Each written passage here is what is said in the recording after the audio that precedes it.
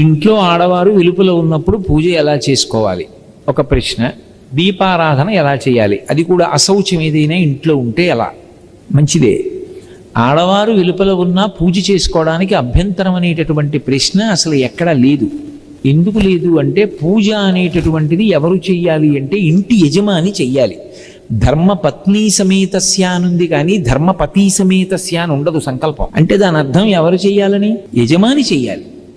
యజమాని చేసి, నేను పూజ చేసిన కారణం చేత నా పత్ని బిడ్డలు అందరూ సుఖంగా ఉండాలని యజమాని కోరుకోవాలి. కాబట్టి ఇప్పుడు ఇల్లాలు వెలుపల ఉంటే ఇంట్లో పూజ చేయడానికి అభ్యంతరం ఎక్కడుంది? అభ్యంతరం ఏం లేదు. ఆవిడ వెలుపల ఉంటే ఆవిడ కాదు కదా పూజ చేసేది, మీరు చేసుకోవచ్చు. ఒకవేళ ఆవిడ వెలుపల ఉందండి, పిల్లలు చిన్నవాళ్ళు, వాళ్ళ బాగోగులు చూడాలి, వాళ్ళకి వేళకి పలహారం పెట్టాలి, ఏదో పాలు కాచివ్వాలి, అటు అది ఇది కూడా కష్టం అనుకుంటే, నేను ఇందాక చెప్పాగా లఘువు చేసుకోండి. ఈశ్వర ఈ 3 రోజులో 4 రోజులో లఘువుగా చేస్తాను పూజ. ఎందుకని అంటే కుటుంబ నిర్వహణ యందు సమయం కొంచెం ఎక్కువ కావలసి వచ్చింది, అందుకని తక్కువ పూజ చేస్తున్నాను, దీన్ని పూర్ణం చేసి నన్ను అనుగ్రహించు అనండి, ఏమీ దోషం రాదు. ఇక ఆమె వెలుపల ఉంటే దీపం పెట్టడానికి అభ్యంతరం ఏముంది? పూజలో అంతర్భాగం దీపం పెట్టడం, పూజ చేయొచ్చు అని నేను చెప్తుంటే దీపం పెట్టడానికి అభ్యంతరం ఏముంది? అభ్యంతరం లేదు. నేను ఇవన్నీ దేన్ని ఆధారం చేసి చెప్తున్నానంటే, ఆవిడ వెలుపల ఉన్నారు అంటే ఆవిడ వేరే కూర్చున్నారు అన్న భావన దృష్టిలో పెట్టుకు చెప్తున్నాను. అలాగే దీపం పెట్టడము అన్న మాట మీద అనేక మంది ప్రశ్న వేశారు. అందులో అన్నీ కలిపి సంగ్రహంగా నేను ఒక మాట చెప్తున్నా, దీపం ఎలా పెట్టాలి అని. దీపం ఎలా పెట్టాలి అన్నది దీపం పెట్టే మంత్రంలో ఉంది. సాధ్యం త్రివర్తి సంయుక్తం, 3 ఒత్తులు వేయాలి పూజ చేసినప్పుడు, 3 జ్యోతులు వెలుగుతూ ఉండాలి పూజ జరుగుతూ ఉండగా. ఇండ్లు వృద్ధిలోకి రావాలి అని యజమాని కోరుకుంటాడు కాబట్టి ఆ 3 జ్యోతులు తూర్పు ముఖంగా వెలుగుతూ ఉండాలి, ఇంకొక ముఖాన్ని చూడకూడదు, తూర్పు ముఖంగా వెలగాలి. 3 జ్యోతులు వెలుగుతున్నప్పుడు దీపం వెలిగించగానే అది మంగళ దీపం, అది ఈశ్వర స్వరూపం. బ్రహ్మ విష్ణు మహేశ్వరులు ఆ దీపాలుగా ఉన్నారు, త్రిమూర్తి ఆత్మకం. ఇక వాళ్ళు 3 తప్ప వేరొకటి లేదు లోకంలో. కాబట్టి అటువంటి దీపపు సమ్మె ఏది ఉందో దాని మీద పసుపు కానీ కుంకం కానీ అక్షతలు కానీ పువ్వు కానీ ఉంచాలి. ఎందుచేత అంటే మంగళ దీపం అంటాం. మంగళ దీపము ఉంటుంది, అమంగళ దీపం అని ఒకటి ఉంటుంది. నేను దాని గురించి ప్రత్యేకంగా చెప్పక్కర్లా. ఎవరైనా వెళ్ళిపోయారనుకోండి, పార్థివ శరీరం ఒక్కటే ఉండకూడదు, అందులో జ్యోతి వెళ్ళిపోయింది. అందుకే ఏం చేస్తారంటే పడుకోబెట్టి తలకట్టున ఓ దీపం పెడతారు, దానికి మట్టి మీద పసుపు కుంకాలు వేయరు, అది అమంగళ దీపం. మంగళ దీపం ఇంట్లో పెట్టారు అంటే దీపం వెలిగించగానే కాసిన పువ్వులు వెయ్యాలి, లేదా పసుపు వెయ్యాలి, లేకపోతే కుంకం వెయ్యాలి, లేకపోతే కాసిన అక్షతలు వెయ్యాలి, వేసి నమస్కారం చేయాలి. అదే ఈశ్వరుడు. నత్ర సూర్యో భాతి నచంద్రతారకం నేమా విద్యుతో భాతి కుతో యమగ్ని త్వమేవ భాంతమనుభాతి సర్వం తస్య భాసా సర్వమిదం విభాతి. లోకాలన్నీ కూడా ప్రళయంలో ఏకమైపోయినా ఒక్కడే ఉండి వెలుగులకు వెలుగుగా ఉండిపోయేటటువంటి వాడెవరో వాడు పరమాత్మ. లోకంబులు లోకేశులు లోకస్తులు తెగిన తుది అలోకంబకు పెంచీకటి కావల యవ్వండే కకృతి వెలుగు అతని నేసేవింతున్, వాడే దీపంగా ప్రకాశిస్తున్నాడు. భా అంటే కాంతి. అటువంటి దీపానికి మట్టు మీద ఒక పువ్వు వేసి నమస్కారం చేస్తారు.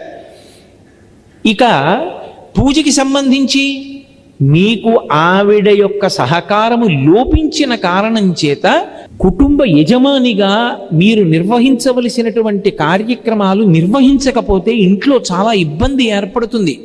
పసిపిల్లలు ఉన్నారు, చాలా కష్టం అనుకుంటే లఘువుగా చేసి వెళ్ళిపోవచ్చు. 5 ఉపచారాలు: ఉమామహేశ్వరాభ్యాం నమః, దీపం, అర్ఘ్యం, పాజ్యం, చందనం, నైవేద్యం, సమాప్తం. ప్రథా 5 చెప్పు, లేదు 16 చెప్పి అక్షతలు వేసి లేచిపో, నైవేద్యం పెట్టి హారతి ఇచ్చేయి, చాలు, పూర్తయిపోతుంది. పూర్తిగా మాత్రం మానకూడదు. ఇంట్లో పూజ ఒకటి జ్ఞాపకం పెట్టుకోండి, ఈ కారణానికే కాదు, ఏటి సూతకంలో కూడా మానకూడదు. చాలామంది తెలియక ఏటి సూతకంలో పూజ మానేస్తూ ఉంటుంటారు. నిత్య పూజ మానకూడదు, కానీ పీటల మీద కూర్చుని నోములు వ్రతాలు చేయకూడదు, కొండల మీదకి వెళ్ళకూడదు, వెంకటాచలం లాంటి క్షేత్రాలకు వెళ్ళకూడదు. తప్ప ఏటి సూతకంలో ఉన్నంతకాలం ఇంట్లో నిత్య పూజ చేసుకోవడానికి ఏ అభ్యంతరమూ లేదు, చేసి తీరాలి కూడా. కాబట్టి ఆ పూజకి ఏ విధమైన దోషమూ రాదు. ఆవు నీతితో పెట్టడం పరమశ్రేష్టం. ఎందుచేత అంటే దానికి ఒక కారణం ఉంది. ఆవు నీతితో వెలుగుతున్న దీపం కానీ నువ్వుల నూనెలో వెలుగుతున్న దీపం మించి కానీ పొగ వచ్చినప్పుడు ఆ పొగ పూజ చేసుకుంటూ లోపలికి వెళ్ళిందనుకోండి, యమధర్మరాజు గారు ప్రీతి చెందుతాడు, శనీశ్వరుడు ప్రీతి చెందుతాడు. శనీశ్వరుడు హృదయ కవాటానికి అధిపతి. ఆయన గుండె కొట్టుకోవాలా కొట్టుకోకూడదా ఆయన నిర్ణయం చేస్తుంటాడు. ఇప్పుడు ఆ దీపపు పొగ వాసన చూస్తున్నాడు అనుకోండి, హృదయ కవాటం మీద అనుగ్రహం ఉంటుంది, ఈశ్వర కటాక్షం ఉండి గుండె కొట్టుకుంటుందంటే ఆరోగ్యంతో ఉంటాడు. మీరు నమ్మండి నమ్మపోండి, ఈ మధ్య ఒక ఆవిడికి కాకినాడలో గుండె కొట్టుకోవడంలో తేడా వచ్చింది. ఎంత వేగంతో కొట్టుకోవాలో కండరాలు అంత వేగంగా కదలటం లేదు, ఎక్కువ కదలకూడదు, చాలా జాగ్రత్తగా ఉండాలని చెప్పారు. ఆవిడ కొంతకాలం నువ్వుల నూనె దీపం పెట్టి దాని మించి వస్తున్నటువంటి పొగని ఏ పూజ చేయకుండా భర్త గారు పూజ చేసి వెళ్ళిపోయాక పొగని వాసన చూస్తూ కళ్ళు మూసుకొని ధ్యానం చేస్తూ కూర్చునేది. కొన్నాళ్ళు అయిన తర్వాత ఆవిడ పరీక్షల కోసం పెడితే ఆశ్చర్యకరంగా ఆవిడికి గుండె కవాటాలు కండరాలు మామూలుగా పనిచేసాయి. అందుకే కార్తీక మాసం వచ్చినప్పుడు దీపాలు ఎక్కువ పెట్టిస్తారు. కారణం ఏంటంటే బయట చలి, లోపల రక్తనాళాలు కుంచుకుపోతాయి. మళ్ళీ వేడి పెంచడానికి దీపాలు పెట్టి ఆ పొగ ద్వారా ప్రాణుల్ని రక్షిస్తారు. అందుకే కార్తీక పౌర్ణమి నాడు జ్వాలాతోరణం అన్ని దీపాలు వెలిగిస్తారు. ఎక్కడ చూసినా దీపపు కాంతి పడితే చాలు మిగిలిన ప్రాణులన్నీ అభ్యున్నతి పొందుతాయి. కాబట్టి అసలు ఒక శ్లోకం ఉంది, కీటాపతంగాహమశకాశ్చ విప్రాహ జలే స్థలే ఏ నివసంతి జీవాః దృష్ట్వా ప్రదీపం నచ జన్మభాగినః భవంతి త్వం శపచాహి విప్రాహ. ఆ శ్లోకం చెప్పకుండా కార్తీక పౌర్ణమి నాడు దీపం పెట్టకూడదు, అది చెప్పి దీపం పెట్టాలి అసలు సంధ్య వేళలో. కాబట్టి దీపం అనేటటువంటిది పెట్టడం మన అభ్యున్నతి కొరకు. ఇంట దీపం వెలుగుతోందంటారు అంటే ఇల్లు మంగళప్రదంగా ఉంది అని గుర్తు, ఇల్లు శోభనాలకి శుభాలకి ఆలవాలంగా ఉంది అని గుర్తు. ఆ ఇంట్లో ఊరికి దూరం అంటే ఎవరు ఉండరు, కనీసం దీపం పెట్టడం కోసం ఎవరికో ఇచ్చారంటారు. ఇంట దీపం లేకుండా ఎన్ని రోజులు ఉంటుందో ఇల్లు అంత అమంగళకరం. నేను అందుకే పూర్వం ఒక ఆచారం ఉండేది, ఎవరైనా తాళం వేసి ఊరెడుతున్నాడు అనుకోండి, ఇంటి పురోహితుడికి తాళం చెవి ఇచ్చి వెళ్ళేవారు. ఆయన వచ్చి దీపం పెట్టి బెల్లంగడ్డ నైవేద్యం పెట్టి వెళ్ళాలి. ఇంట్లో పరమేశ్వరుడు ఉన్నాడు, సింహాసనంలో ఆయన ఉన్నాడు, తాళం వేసి వెళ్ళిపోతే ఆయనకి అన్నం. ఆ భావన ఉంటే ఆయన ఉన్నాడని గుర్తు. పర్వాలేదండి ఆయనకి లోటు ఏమిటంటే ఆయనే నాకు పెడతాడండి అంటే ఇంకేం పరమేశ్వరుడు. అందుకే బెల్లం ముక్క నైవేద్యం పెట్టి దీపం పెట్టి వెళ్ళేవారు.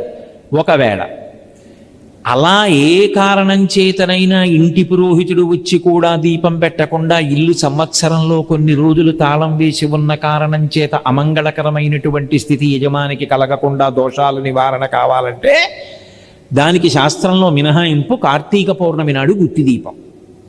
365 ఒత్తులు గుత్తి చేసి నేతిలో ఉంచి దీపం వెలిగిస్తారు.